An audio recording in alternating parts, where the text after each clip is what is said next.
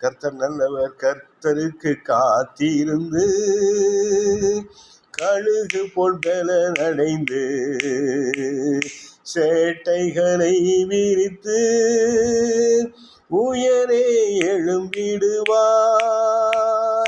புது பலன் அடைந்திடுவாய், நீ புது பலன் அடைந்திடுவாய்,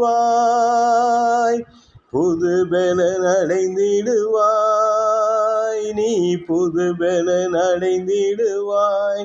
ஆமென். புது பலனாலே, புதிய வல்லமையினாலே, புதிய கிருபையினாலே, புதிய அபிஷேகத்தினாலே, புதிய ஆசீர்வாதத்தினாலே, புதிய பரிசுத்த வாழ்க்கையினாலே கர்த்தர் உங்களை ஆசீர்வதிக்கிறார்.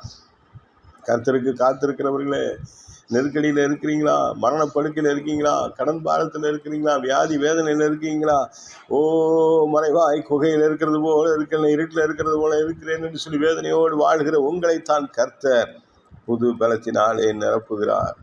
கழுகை போல எழும்பி பறக்க முடியாது புதிய வாழ்க்கை, புதிய அத்தியாயத்தை உங்கள் வாழ்க்கையில் கர்த்தர் ஆரம்பிக்கிறார்.